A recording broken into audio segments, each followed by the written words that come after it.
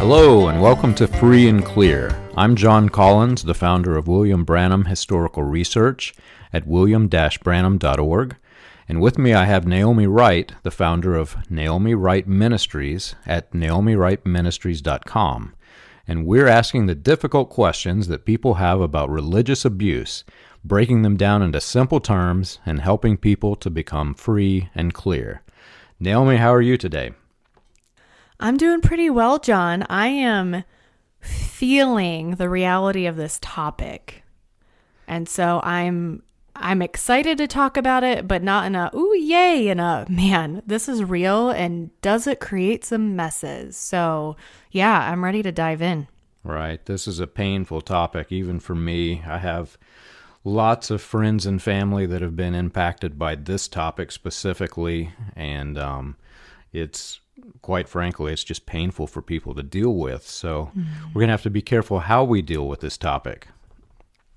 Yeah, absolutely. It's heavy, it's painful, and it's something to take very seriously. So hopefully this is helpful for those of you who are listening. I hope it brings some clarity, brings some things to light, increases your understanding of your experiences. And of course, from there, lends itself to some further healing. That's always our goal. Right. So let's get right into it. The question is, our family just left a church that we believe was a cult. I am able to see the signs of a cult, but I really have trouble understanding the leader of our group. On one hand, he seemed genuine, humble, and sincere. On the other hand, he got very upset when people didn't agree with him and said the most awful things about them. We left because he convinced us that he was the ultimate authority when it came to the Bible, and some of what he taught just wasn't true, both about the Bible and himself. How do you explain all of this? So to give a little story to this, just literally last night, I was listening and watching a YouTube video that a mentoring client had sent me about their exit from their cult group. And this video was attacking this family, essentially. And it was horrible to watch. It was infuriating to watch. And what really hit me too was that being more removed from it, the red flags of what was going on with this person were so glaring that I was able to just take notes and just write them all down as I watched. But when we're in it, it's so much more complicated. It's so much more muddy than that. And so I wanted to just speak to that first, that having an outside perspective can be helpful. So I hope that these answers that we're about to give, again, serve you guys who are listening. First and foremost, I want to point out that in this scenario, this leader, his first and foremost priority is to protect himself. He needs to make sure that he looks good. He needs to make sure that he's the hero and that his persona, how he is seen, is flawless. Okay, so that's what's most important. He needs to be seen as special, and he needs other people to affirm that he is special. So with that being a need, I want to explain this in a different way, because we can say, oh, well, my love language is words of affirmation. I need words of affirmation. This isn't the same thing. This is taking this times 1,000 to a way more extreme degree. This is saying that this person needs it, as in that's his identity. So if you remove that he's special, as an example of a word that they like, if you remove that he's special, it's as if he doesn't exist at all. It's so much a part of his identity. He's not a person without it. Okay. Right. That kind of need falls into narcissistic personality disorder.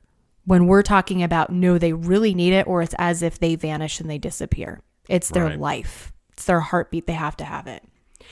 So John, I want to break down a little bit more about what are the qualifications to be diagnosed with narcissistic personality disorder. It's one of those terms that can be thrown around sometimes too loosely. And I think it's important for people to have a little bit more footing as we delve into this more of what does this mean as far as an actual diagnostic or a diagnosis. And I'm going to go according to the DSM-5. So that's our Diagnostic and Statistical Manual of Mental Disorders. That is our most recent version. And these are the things that are needed to warrant a diagnosis of narcissistic personality disorder. So first, this does occur on a spectrum of severity from normal to pathological. So all human beings care about themselves and need some things. So there can be this very low level narcissism that's just kind of normal in culture. And then we have pathological narcissistic personality disorder, which is what we're talking about really today with these leaders. And mentally working through your experience again with this information in mind can be helpful to understand what happened to you. So here are the criteria that must be met. 1, grandiosity and self-importance. So seeing the self as in an exaggerated form. So if I see myself as an exaggeration of what my achievements and my skills really are. Okay, so that's number 1. Number 2, a persistent fantasy of success, power, attractiveness, intellectual superiority, or ideal love. So this person is just all about these things. It's kind of like they're obsessive about it. 3, a sense of superiority and specialness. I'm better than you. I'm the best. 4, a wish or need for admiration. I need you to admire me. Not just, oh, I like it, it's enjoyable. No, like I have to have it to the degree that I will require it from you.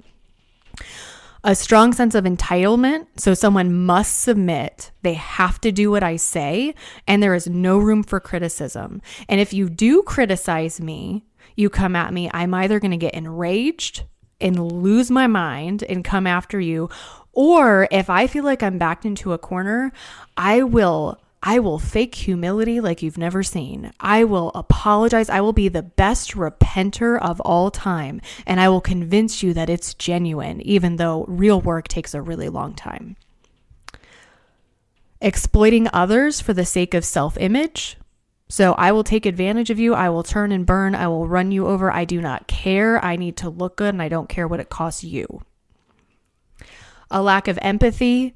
No ability to understand another's feelings or step into their shoes. It is all about them. There's no capacity of what it's doing to you, and there's no caring about it. Envious of others, or believes that others are envious. So if anyone else seems to be outperforming, or if anyone else seems to be getting more attention than me, I'm going to be jealous, and I'm not in a covert way either. I'm going to be upset. Okay, I'm going to work people under me even harder because it's now going to be their fault. Or I believe others are envious of me. I'm so amazing that anyone who says anything negative to me, it must be because they're jealous. They can't have any validity to what they're saying. Arrogant attitudes and behaviors. Everything we've been talking about falls into that category. And here's something that's important to note. These personality traits need to be consistent throughout various situations and relationships. They can't make sense for the person's age. So you don't want to say a 3-year-old has narcissistic personality disorder. Developmentally, it's all about them. It's just where they're at in their development. And that they're not due to substance abuse or a medical condition. Those things can have an impact. So if that were the case, a psychotherapist, a psychologist, psychiatrist, medical doctor would not necessarily diagnose someone with this personality disorder. Again, they're looking at this whole picture. And it also cannot make sense for the person's socio-cultural environment. So again, we're looking at environmental factors as well. So I want to give those as disclaimers. These are things that professionals will look at before they will give such a diagnosis. So again, that last one, that socio-cultural environment, it could relate to how people have been raised. So just something there to consider. Doesn't mean that they don't have narcissistic personality disorder, but it could impact even what their treatment would look like. If it's, again, like trauma or something in childhood, it might be a point of reference and a point to start doing work. And John, before I hand this over to you, I want to end with this quote. If anyone out there has not heard of Diane Langberg, I highly recommend looking into her. She has done incredible work in the area of trauma, incredible work with narcissistic personality disorder. She's got videos on YouTube. She's got books. She's awesome. She has a quote out there that says, systems do not create narcissists, but systems are needed to fuel them. Wow. And I love that. Right? I mean, I like got goosebumps just when I said it. Yeah, that's powerful. Yeah, because we don't create narcissists. They're who they are. But in order for them to function, to get what they need, our systems have to give it to them. And there's power for us in that statement. Right. I think in today's culture, one of the difficulties that people have is that the term is so overused that it actually detracts from how serious this is. People throw around, you're a narcissist, if they have a difference of opinion, or if your political views differ and you're set in stone and your ideologies. I've heard that term so loosely used by people that it just becomes so commonplace, but this is a serious disorder. And I was extremely surprised when I first heard the word as a personality disorder instead of just an insult, and started educating myself what this actually is. At the same time, I was studying different cult leaders, different cult groups, everything from religious cults to political cults to financial cults. And it was odd because every single cult leader fit that mold. It's something that, like you said, it empowers them. There's a system created that they can step onto, but it's almost like these are the type of people that rise into these roles because their personality disorder and the people who enable them to get to that place. And me specifically, we came out of a group that the cult leader himself presented himself so humble and sincere. And if you were to even have asked me maybe 5 years after I left, was he a humble, sincere person? Was he a narcissist? Based on how that word has been misused in today's culture, I would have said no. But after learning the traits and understanding what this actually is, this is a person who was hell-bent on authority, on his image being correct. Anybody who could potentially even make his image look, destroy his image, he was instantly all over them, insulting them, manipulating people to get ahead. And this is not something that I would have ever considered until I studied this. Yeah, and John, these leaders, these people who have this disorder typically do have some solid abilities. Like it's not like they really don't have any. They're very charismatic, very well spoken, whatever it may be. They really know how to captivate an audience. And so they do bring something. They're also very convincing that they're awesome. Like they can sell themselves well because they believe, or they need to believe, that they really are who they say they are. And so that's part of how they wind up in these positions too, is they convince everyone that it's reality when it's not. Right. So the next question. We are in a church led by a pastor that is a narcissist, and I say that literally without any exaggeration. I've watched him belittle the members of our congregation while they sat listening in horror, and watched him do and say things to further enable his control of the people. We would leave, but all of our friends and family are in this church. Is there any danger in continuing to attend the church? So for whomever asked this question, wherever this question specifically came from, I'm not going to say this to diminish what you're saying about the narcissism piece. I'm going to say it this way to make a point. Whether this person would actually get diagnosed with it or not, I don't care. My answer is the same. Yes, there is a danger. There is a danger to you staying in this environment. And here's some reasons why. One, that is a lot of pressure on yourself and your immediate family to withstand that kind of unhealthy and persistent environment. That is wearing. And so my concern for you would be the unhealthy impact on you and your family. This kind of full-time immersion, again, because you're not if this is somewhere you're a part of, it's your community.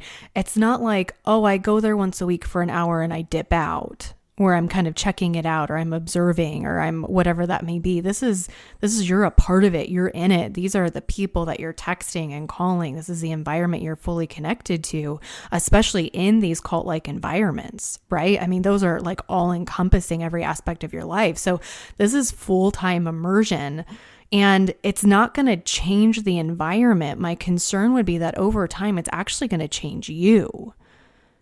And that's something we have to be careful of, because when we're in an environment for a long time, an extended period of time, as diligent as we try to be, we can start mimicking some of those behaviors that have been modeled for us. We're going to get into that a little bit more here in some upcoming questions, but I will give a caveat.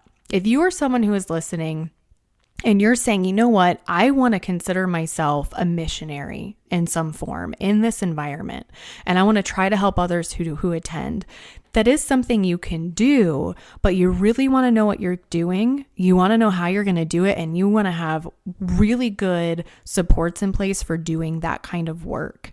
And I'm going to pull another quote from Diane because she's just so great. So I think this is my second, or I think I have 2 or 3 in this, John.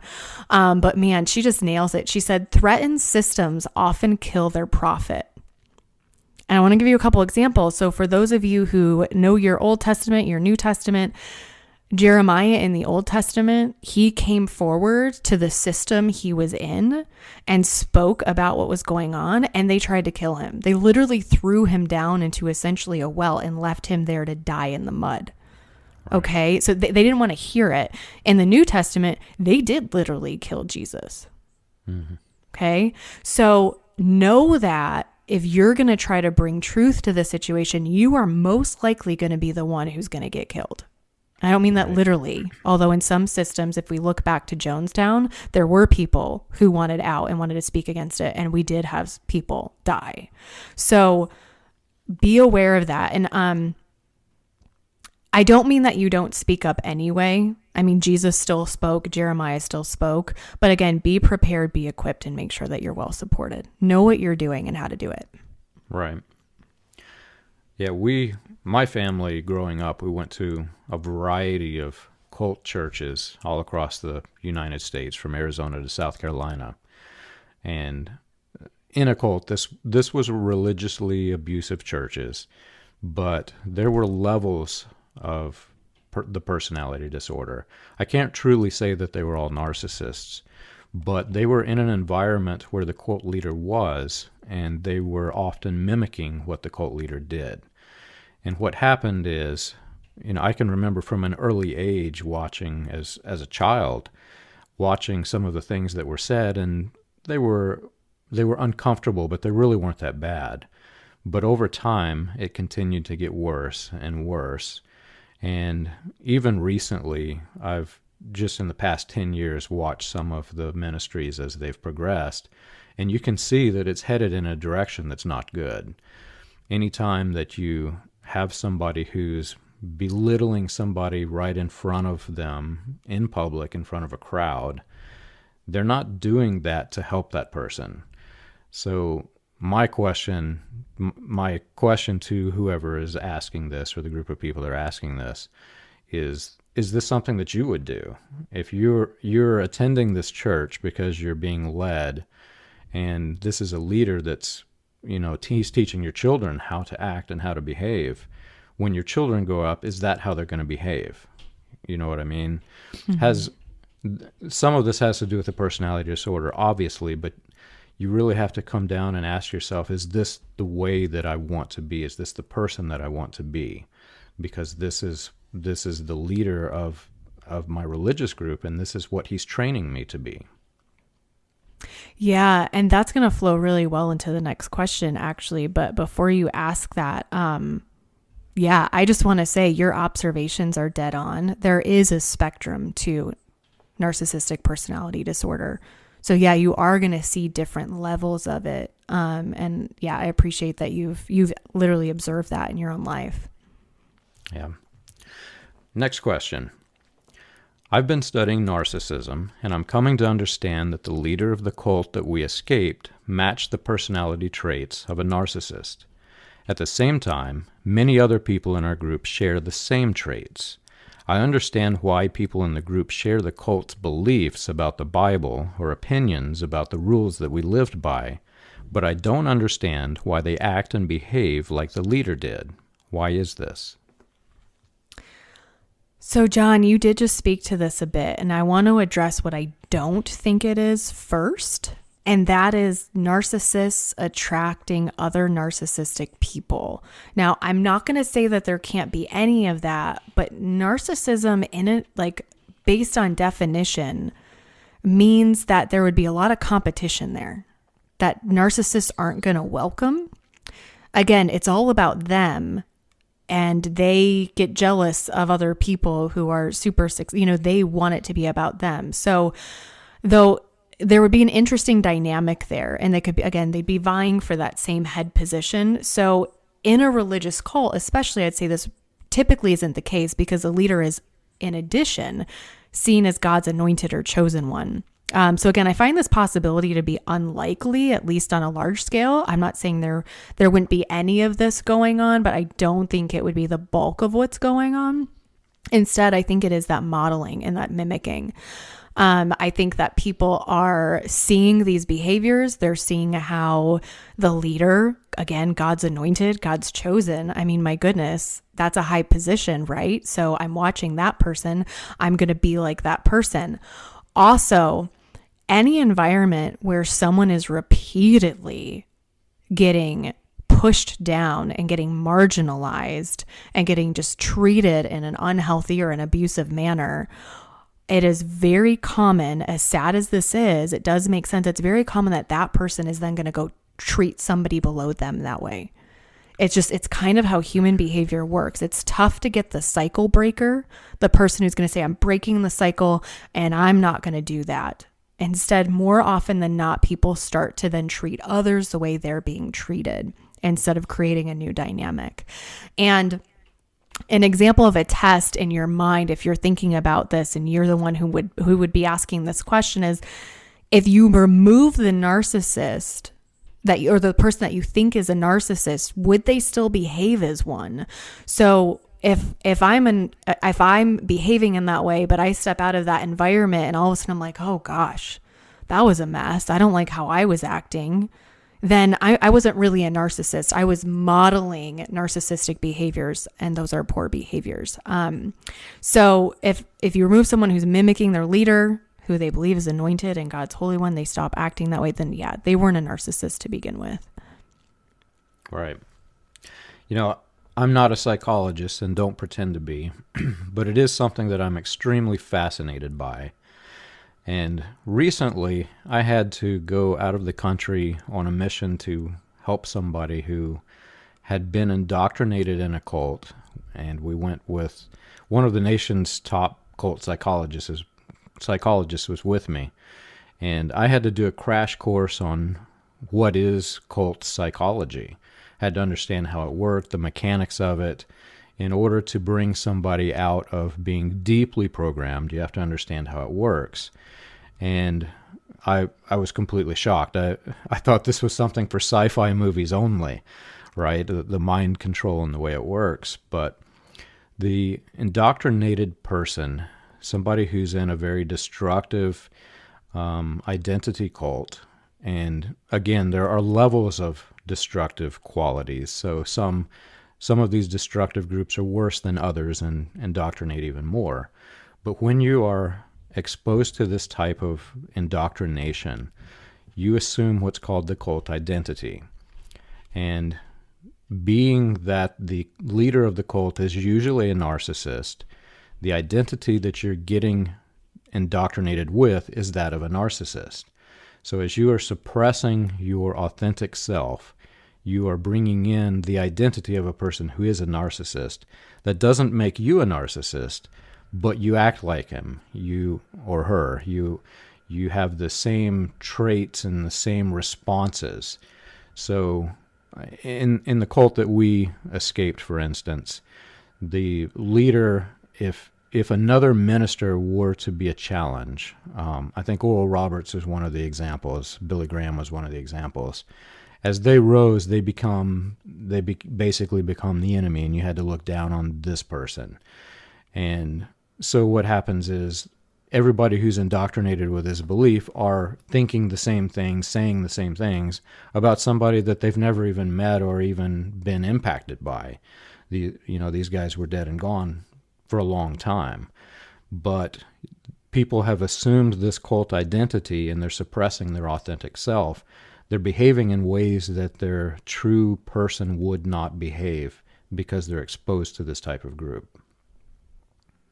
Right. And when someone steps out, like you said, it can be such an intense environment that they were in.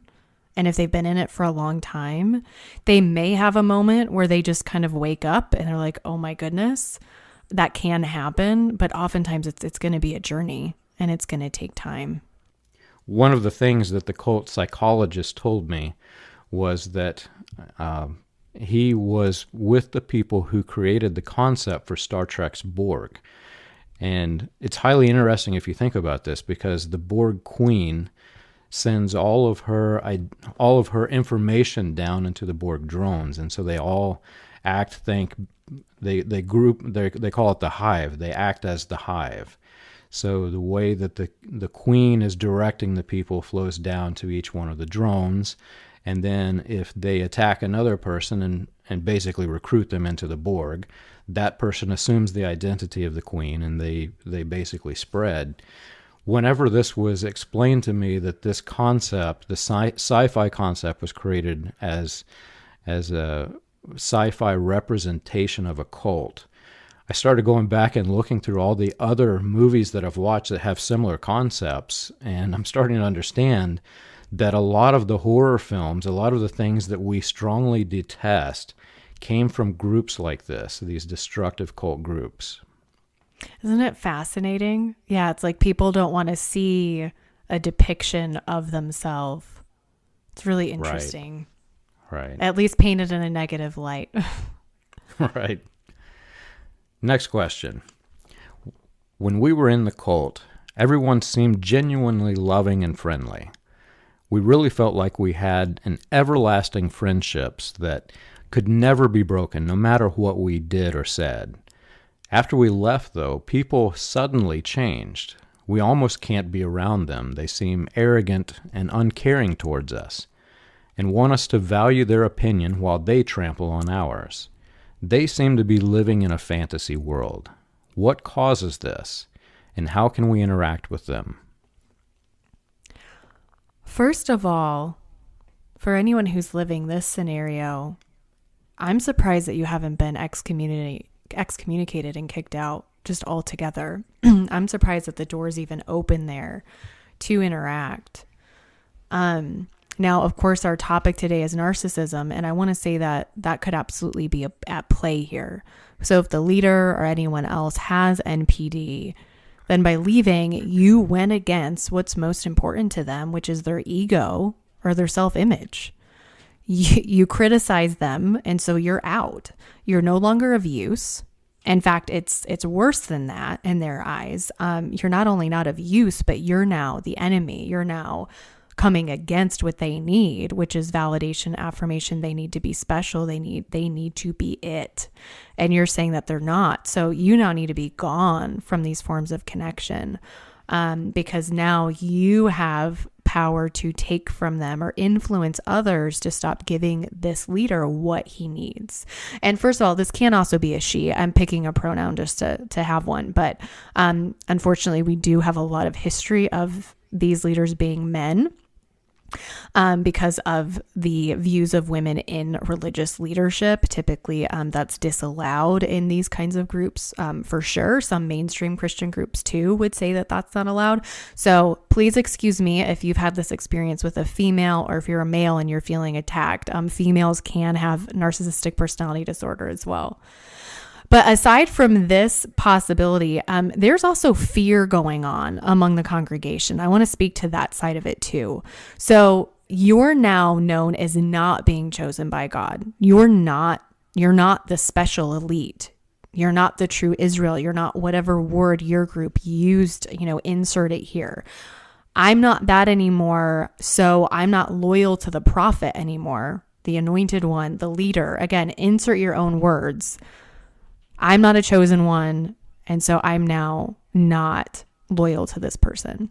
And that's going to create fear among the rest of the congregants, among those people who were so loving. Now, first of all, they're loving because you're one of them and they want you to be one of them. And there's this idea of love bombing where we just shower you with affection and appreciation. And, it's part of what gets people to join and to remain in the group.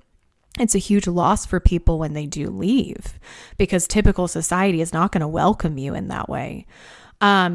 But I want to give you an example of, just give you a visual of what this looks like. So I was thinking about this the other day, and what came to mind was if I were tie-dyeing a shirt. So if I'm tie-dyeing a white t-shirt, I have blue dye. So in this scenario, if you are the person asking this question, you're the person who's left, you're the person who's now not being treated in the same way. You're the dye, and the dye is sin. The congregation is the white t-shirt in their own minds. And white and all the symbolism that you can attach to that, just I'm holy, I'm clean, I'm pure. Now, if they interact with you, they risk bumping you and spilling your dye or your sin onto them. And that fear is really real. That fear is so real. If I interact with you and you're a sinful one, you're not one of the chosen ones, that could taint me. I might not be as pure anymore. I also might be afraid of how my leadership's going to respond to me because I interacted with you, because you're now a threat to that leader.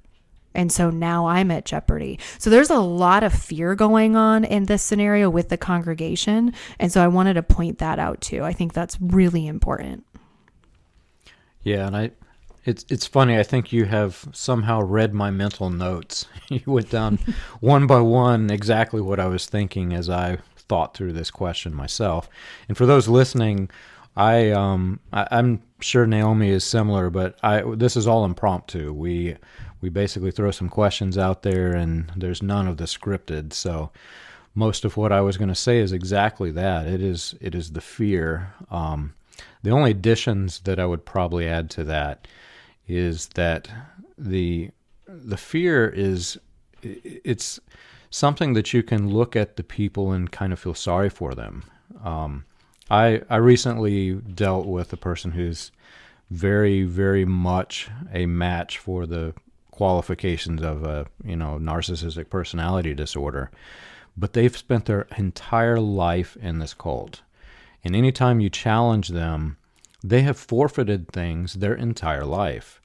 There are things that they would have loved to do, probably, that the cult would not let them do.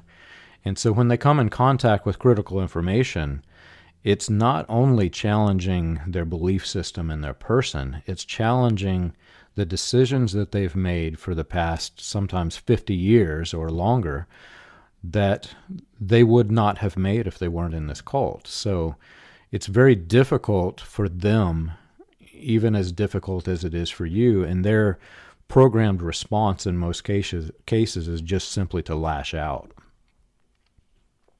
Yeah, it's an incredibly painful experience to go through.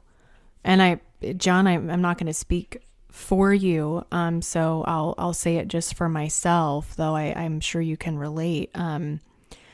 Those losses are painful. Very the much. losses from stepping away. Yeah. I mean, I had a new level of them, another tier of losses when I went public, as it's very likely you did as well. And yeah, so we don't say this lightly. And if my tone sounds kind of fired up, it's because I am, because this topic irritates me. Right. It does. It upsets me. It upsets me how people are being treated. And so if you hear that in my tone, that's why. But there's no lack of empathy here. We have lived it ourselves, and it is incredibly painful. Right. It was actually just last night. I got out of a series of calls, each of them almost an hour long, with a person who was dealing with this exact thing. They were confronting somebody who I know is not a narcissist, but they were displaying very narcissistic traits. And the person, they were very close. I think I think I can say that they were related. They were close family. And the person who wasn't in the cult just really got hurt, to the extent that they were very angry, and they were at the point where they were going to just sever the relationship entirely. And obviously I can't explain the entire cult structure to them in one phone call, but I was able to explain the fear, the forfeited life, the things that are going through the head of the person who just really hurt their feelings. And I think by the end of it, it helped some, because they realized that it's not the person talking, it's their indoctrination talking. And the way that I tried to help them was to focus the anger. The anger is a normal response, and you shouldn't be embarrassed. You're going to get angry if somebody hurts your feelings that bad. But focus the anger at the correct thing. It's the situation that's bad. It's not the person. The person, in this case, really couldn't help it. They're indoctrinated to be like this. But the situation is just terrible. Yeah. No comment. Next question. I was raised by a textbook narcissist. I've read the traits from grandiose delusions to lack of empathy, exaggerated self-worth, and more. And it seems as though my grandparent, the father of this parent, with the same traits, was the same as my parent. After the death of my grandparent, things quickly worsened for my parent. Will this get better? So, possibly, though unlikely. But I want to give some background, and I'll elaborate a little bit more on that. So, narcissistic personality disorder, typically, it's not recognized as being something that's genetic. It's recognized as being something that's developed from experiences in early childhood. So if the grandparent had such an upbringing such that they then developed this personality disorder, they didn't have intervention, they didn't have what was needed, early on, and this kind of blew up and became how this grandparent functioned, it's very likely that the parent was raised in a similar manner. And so that upbringing, again, may have been reflective of the grandparents' upbringing. And so it's possible because of that, they then developed narcissistic personality disorder as well as their form of coping and functioning. If that's the case, and again, I'm making this hypothetical in broader terms, not knowing the people and all of those things, but if that's the situation, the reason this parent would likely have worsened in their expression of the personality disorder is because there's no longer a competition with the grandparent. So they're now able to freely express and kind of let loose, so to speak, and just fully live into that personality disorder.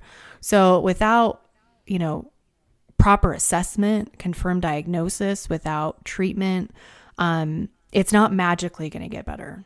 That would be some kind of crazy, miraculous situation that, we would not be expecting. So it's unlikely that it's just going to get better. And even with treatment, it would certainly be a long road. Treatment for NPD is a long road. And sometimes it ends up not being possible because treatment requires the person with the diagnosis to open up to conversation about himself.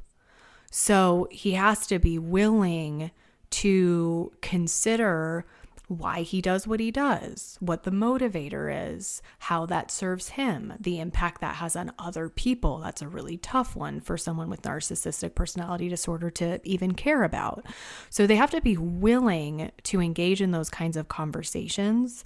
And some people with NPD just simply are not, because it's in direct conflict with their personality disorder itself. Right.